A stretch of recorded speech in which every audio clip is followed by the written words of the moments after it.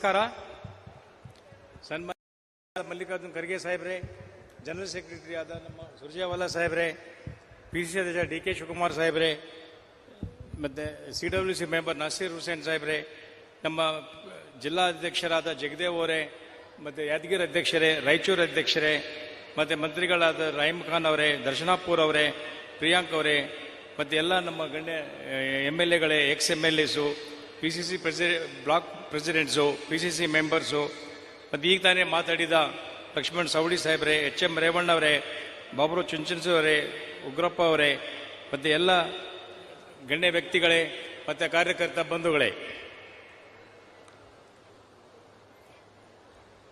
ನಮ್ಮ ಗುಲ್ಬರ್ಗಾ ಲೋಕಸಭಾ ಕ್ಷೇತ್ರಕ್ಕೆ ದೊಡ್ಡ ಇತಿಹಾಸ ಇದೆ. ಈ ಹಿಂದೆ ಗುಲ್ಬರ್ಗಾ ಕ್ಷೇತ್ರದಲ್ಲಿ ಹಲವಾರು ಮೇರು ನಾಯಕರು ಈ ಕ್ಷೇತ್ರವನ್ನು ಪರಿಶೀಲಿಸಿದ್ದಾರೆ.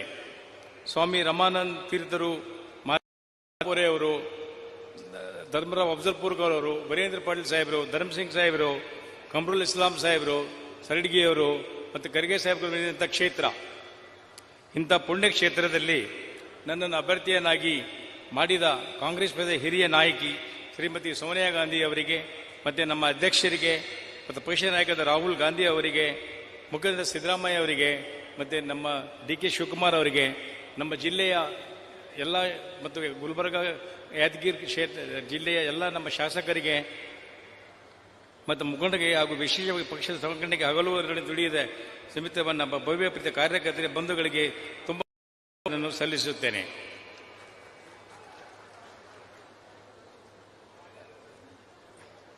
ಇವಾಗ ನಾನು ಜಾಸ್ತಿ ಗೌರ್ಮೆಂಟ್ ಬಗ್ಗೆ ಮಾತಾಡೋದಿಲ್ಲ, ಅಭಿವೃದ್ಧಿ ಬಗ್ಗೆ ನಮ್ಮ ಇವರು ಮಾತಾಡ್ತಾರೆ. ಈಗ ನಮ್ಮ ಈ ಕಲಬುರಗಿ ಜಿಲ್ಲೆಯಲ್ಲಿ 19ರ ನಂತರ ಅಭಿವೃದ್ಧಿ ಯಾವುದೂ ಆಗೇ ಇಲ್ಲ.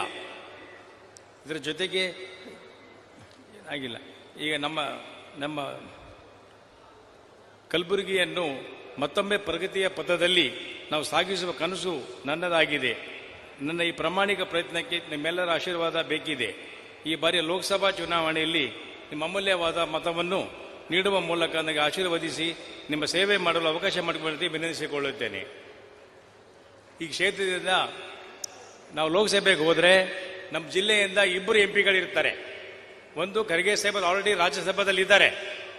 ನಾವು ಲೋಕಸಭೆ ಅಭ್ಯರ್ಥಿಯಾಗಿ ಮತ್ತು ನಮ್ಮ ಕ್ಷೇತ್ರದ ನಮ್ಮ ಜಿಲ್ಲೆಯಲ್ಲಿ ಎಲ್ಲ ನಮ್ಮ ಶಾಸಕರಿದ್ದಾರೆ.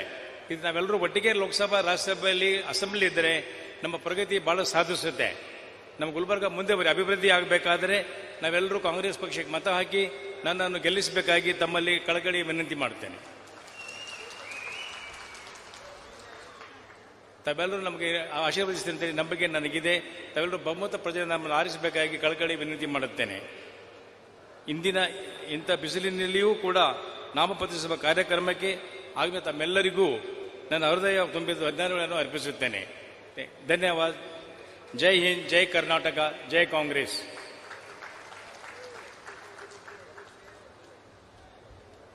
ನಿಮ್ಮೆಲ್ಲರ ನೆಚ್ಚಿನ ನಾಯಕರಾಗಿರ್ತಕ್ಕಂಥ ಸನ್ಮಾನ್ಯ ರಾಧಾಕೃಷ್ಣ